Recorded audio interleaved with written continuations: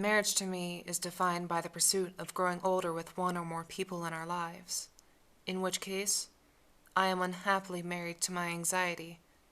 At first, they were small and easy to ignore, but as time went on, it became more difficult to avert my focus from them.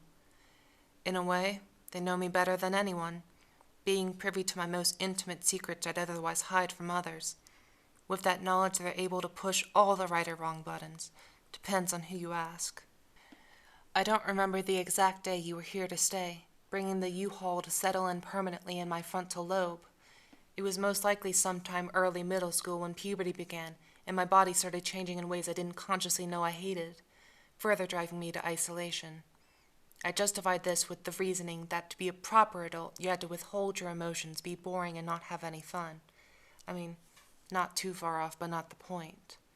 The birth of my dysphoria was the death of my childhood, and anxiety simply stood over the corpse, looked up at me with a smile, and said, "Now there, don't you feel so much better?" To which I replied, "I don't know. I don't really feel much of anything right now." The grin widened and they sauntered over to me, plopping their hand on my shoulder. "Then you're doing it right." Perhaps that's how my shoulders became double-jointed, their hand contorting more than just words. This grip held strong for years, loosening slightly in high school as I was exposed to people that made me feel just a bit more alive than before. Then it was time to go to college, and for a bit, I thought I was rid of them, but I was mistaken. Whereas I had taken a plane, they had walked 500 miles 3 times, arrived at my door as I was finally embracing my genuine self, and proceeded to burrow themselves into my back, cauterize the surrounding flesh, and all the while speaking not a syllable. They didn't have to. In just acknowledging their presence, my brain went to work, doing their job for them, saying the same few phrases like, "I didn't choose this," and "Why me?" Not the most creative material, but it sure was effective, turning what was supposed to be my home into a jungle gym of hell, surrounded and trapped not by the metal bars, but by something far more binding. The knowledge that I'll return willingly to my personal prison, regardless. On the night, I introduced fists to brick, attempting to break free of my fiendish fiancé by means of splintered digits.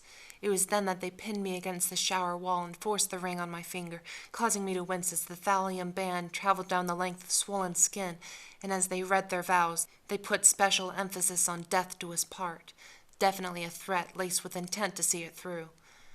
But instead of reading mine, for the first time in my life, I asked for help. Texting one of the greatest friends I will ever have the pleasure of knowing, they rescued me from the edge of Tartarus, bringing me back to the world of the living, to the same place I would call home a few months later. I can't remember how much we talked or if we just sat in silence. Either way, it doesn't matter. That night you showed me that it was okay to cry, that others care for me too, that there are other voices crying out for me than those who simply seek my oblivion. But it was your voice, yours, that broke through to me. No broken fingers required. Yes, I've had more shower breakdowns since. I'd have cried my eyes dry, leaning my back along the sides of previous foes, only it got to the point where I couldn't recognize the difference between tears and the shower stream, so I'd pick my ass off the floor and leave, for it did no good to wallow about, drowning in lies from my undearly beloved. Sometimes the flood would follow me, so I've taken to taping up affirmations in various places around my room, the largest concentration of which are above the shelf I store my food, as if in the hope that they too will get consumed. And even if I use my laptop seeking escapism through perusing the internet, I've placed a web of sticky notes inside, constantly in sight as to ensure that there's no way I can elude the truth that I am loved.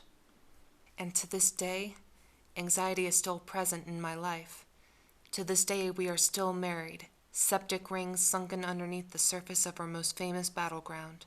To this day, I still shudder if my hand should touch a wall. To this day, I still struggle, wondering if I'm good enough for others. But on this day, I am still alive. I've weathered every storm thrown my way, and that doesn't mean I always come out on top. Sometimes, panic squall breaks through my defenses, leaving a quivering heap in a pool of my own creation, but like a flightless phoenix, I put myself back together, piece by piece, until I am whole once more. How long it takes varies greatly. Could be hours or days, depending on the severity of the storm's category, but regardless of the when, I return to standing to face the impending wind.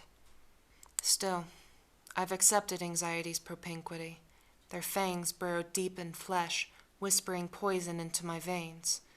And when I'm lying on my deathbed, anxiety will detach himself from my back and lie next to me. How did you survive? They'd ask. This time, I'm the one who smiles, and I reply, because of the simple, genuine moments of bliss in my life, when I would forget about your existence. I lived for art and beauty. Anxiety gives a simple nod and clasps my hand in their claw, and together, me and my closest enemy fade away, leaving behind a single thing, a toxic ring.